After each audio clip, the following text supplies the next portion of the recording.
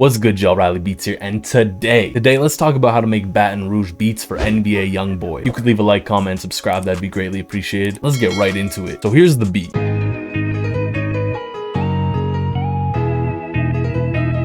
Shut your dumb ass up.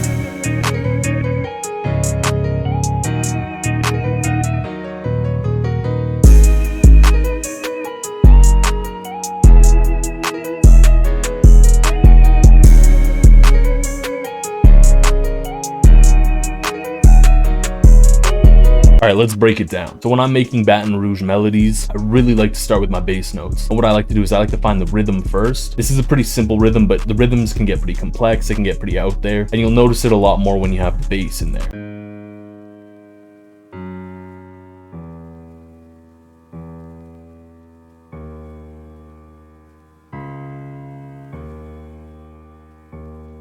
And these melodies can get pretty complex, so don't be afraid to go all over the place with the chords. Do as much as you really want to and what feels best. Once you kind of have the rhythm of your piano, you'll want to turn that into chords. And the chords for these kinds of melodies are pretty dense. There's a lot of notes. You can make 7ths, 9ths, 11ths, etc. Or you could just keep it simple, make a triad and put the root note back up on top. And you really want to fill up that space with the chords.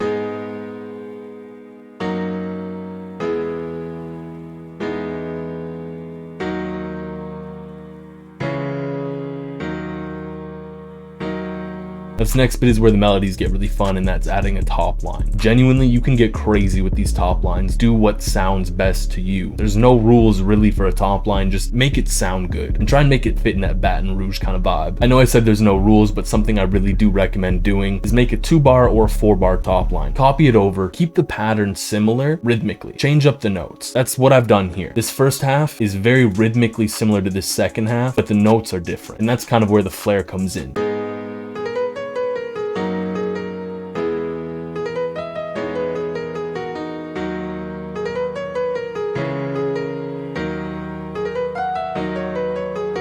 Now, as for sound selection, something you'll want to do is have a sharp piano. So this means your piano should be hitting very hard and should sound a little bit harsh. And for effects, you'll just want something to give it a little bit of a detune feel, just so it sounds a little bit old-timey, kind of like it's coming from a vinyl, a cassette, or a VHS. And so for that, I just threw a vinyl preset from RC20 on here. Now, I mentioned the bass earlier, and this is where you can get really creative with the rhythm. Pretty much, you'll just want to copy the bass notes over and add rhythm to it. Kind of give it a nice little bounce. And again, that 2-bar trick I talked about earlier kind of applies here too. So you can see in this first 2 bars that I have the same rhythmic pattern as in these second 2 bars, and so on and so forth. And if you're going all over the place rhythmically, it can get really distracting for the listener. And especially if you're doing something rhythmic, you want it to be rhythmic, not all over the place.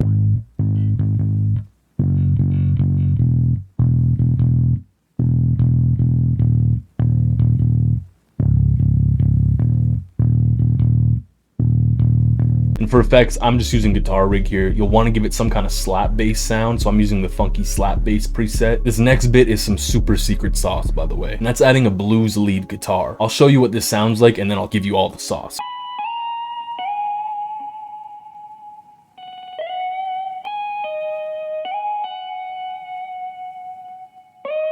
Again, same kind of vibe. First 4 bars, rhythmically it's very similar to the next 4 bars. I didn't include this bit here in the next 4 bars. This was mainly just to fade into the F sharp here.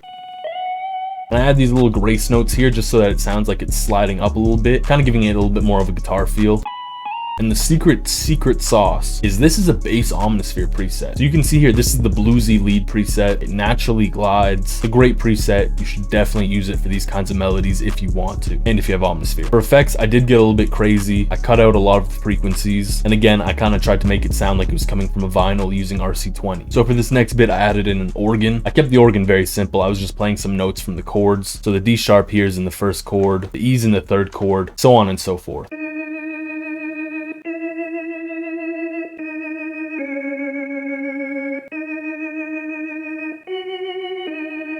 And if you really want to spice up your organ, throw some kind of wah guitar effect on it. So I threw on the classic 70s wah preset from Guitar Rig. And again, I used RC20 to give it kind of an old-timey sound. Now this next bit, this is very important to the genre for Baton Rouge beats, and that's the wahs.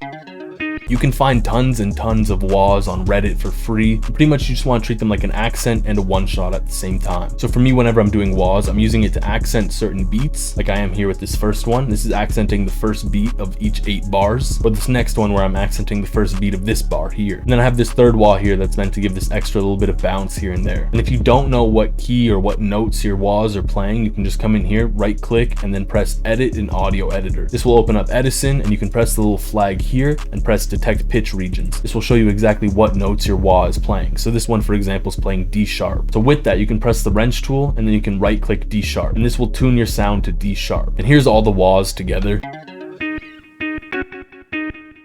Now for drums, this is pretty simple. Pretty much you want to treat them like your basic trap drums. So for my 808 here, I have that very common 808 pattern. Usually you'll see something on this beat here, but I'm not doing that just because I wanted to give it a little bit more space in the melody.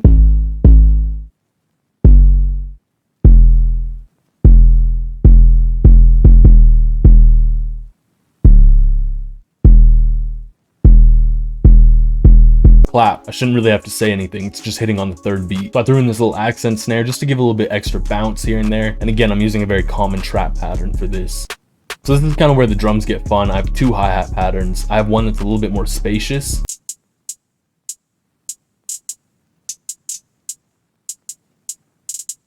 And so for this, it's pretty much just playing the 808 and the clap together along with the melody and just kind of filling out the little spaces and adding a little bit of extra bounce here and there. And my main focus was mainly to give the melody room to shine.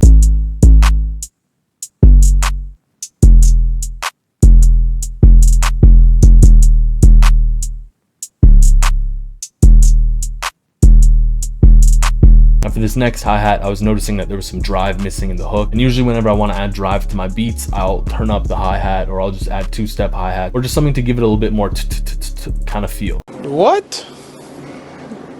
Bro, what are you talking about, man? And so for this, I literally just layered a 2-step hi-hat pattern on top. I randomized the velocity just to give it more of a natural feel. And to give it even more of a natural feel, I went into the wrench tool here and just turned the shift knob up a bit.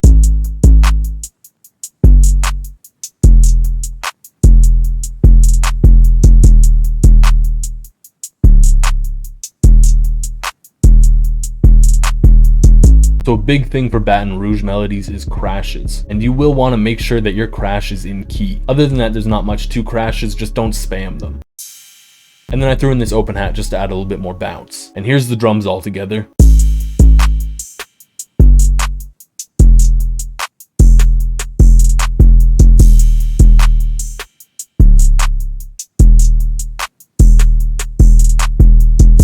Anyways, thank you for watching. That's how to make a Baton Rouge beat for NBA YoungBoy, and peace.